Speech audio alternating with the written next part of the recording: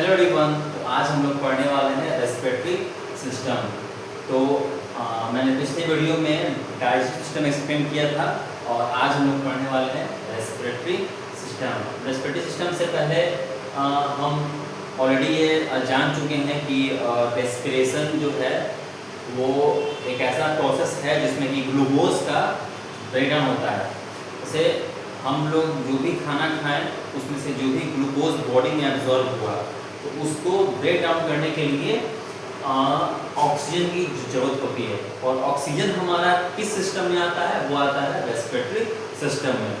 ठीक है, तो रेस्पिरेशन हम लोग ऑलरेडी पढ़ चुके हैं, जान चुके हैं कि वो एक बायोकेमिकल प्रोसेस है जिसमें कि ग्लूकोज हमारा टूटता है in the presence of oxygen. तो इसमें हम लोग पढ़ने वाले हैं कि रेस्पिरेटरी सिस्टम में कैसे एयर ऑक्सीजन हमारे लंग्स में आके स्टोर होता है, कौन कौन से इंपॉर्टेंट पार्ट्स हैं, उनका क्या फंक्शन है। और रेस्पिरेटरी सिस्टम हमको इसलिए पढ़ना ज़रूरी है क्योंकि ये रेस्पिरेटरी सिस्टम और सर्कुलेटरी सिस्टम दोनों ही एक से जुड़ा हुआ है। ठीक है, रेस्पिरेटरी सिस्टम और सर्कुलेटरी सिस्टम दोनों ही जुड़ा हुआ है। वो जब हम इसको पढ़ाएंगे और जब सर्कुलेटरी वाला टॉपिक आपको पढ़ाएंगे तब आप समझ जाएंगे। चलिए देखिए, अब हम समझते हैं कि रेस्पिरेटरी सिस्टम में आखिर होता क्या है।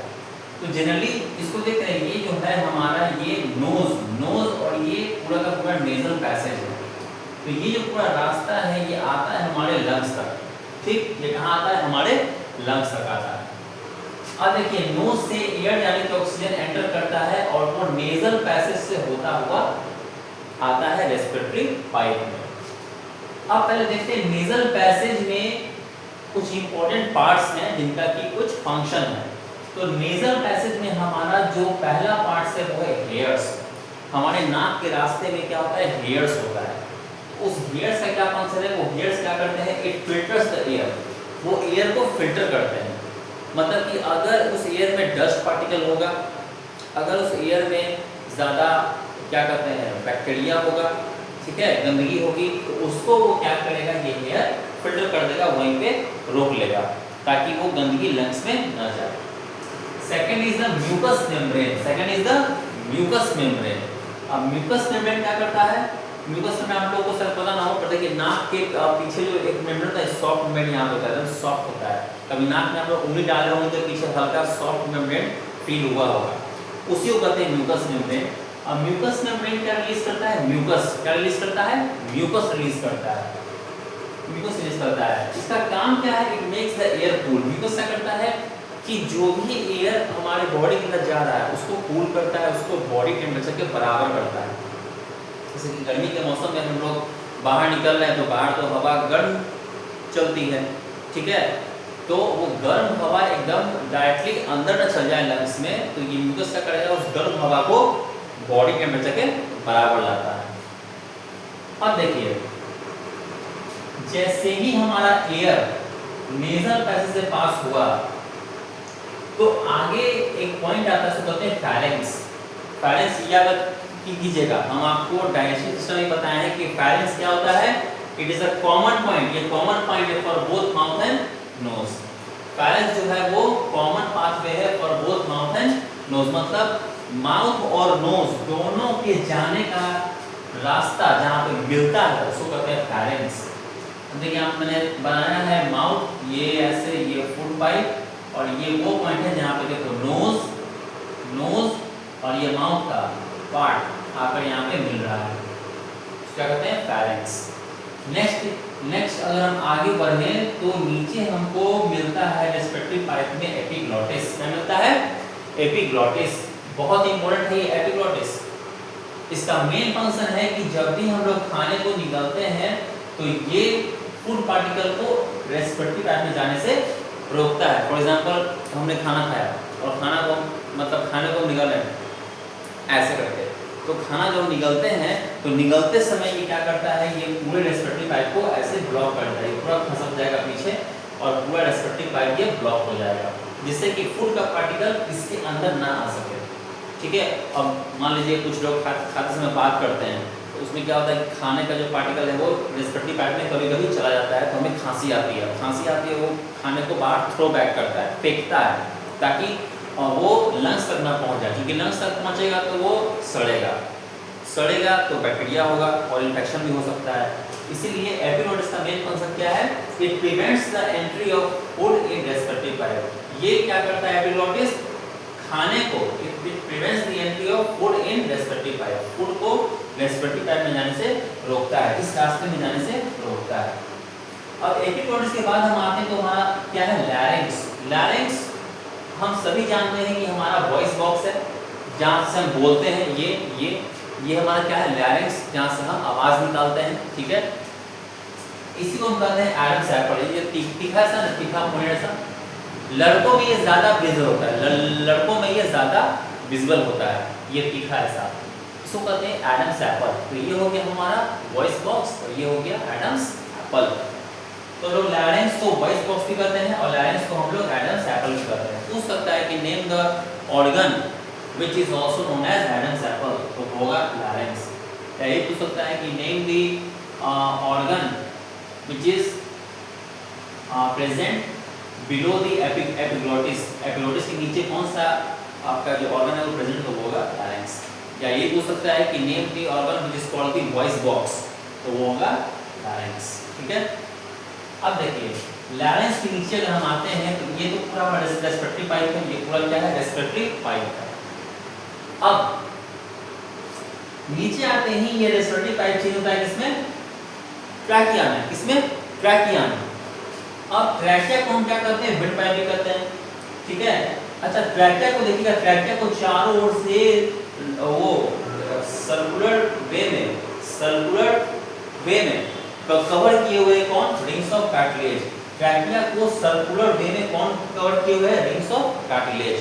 इसका आखिर इसको कवर क्यों किए हुए? देखिए ट्रैकिया हमारा ऐसा है, तो ट्रैकिया क्या, जब भी हम जोर से बोलते हैं या छींकते हैं, खांसते हैं, तो ट्रैकिया का जो मसल्स, जो मस्कुलर वॉल ट्रैकिया का, वो एक्सपैंड करता है जोर से, तो ज़्यादा कस के एक्सपैंड ना करे, ठीक है, जिससे कि मसल्स को डैमेज ना पहुंचे, मसल्स रप्चर ना हो जाए। इसीलिए ट्रैकिया के चारों ओर रिंग्स ऑफ कार्टिलेजेस तो कि ज़्यादा वो मतलब एक्सपैंड ना हो, ज़्यादा वो ना मतलब उस पर उसको डैमेज ज़्यादा ना पहुंचे, तो इसीलिए रिंग्स ऑफ कार्टिलेज चारों ओर से ट्रैकिया को कवर किए हुए सो दैट कि ट्रैकिया हमारा सेफ है। तो इसमें क्वेश्चन पूछ सकता है कि what is the function of rings of cartilage, तो इसको हम लिख सकते हैं प्रिवेंट्स ट्रैकिया फ्रॉम कोलैप्सिंग।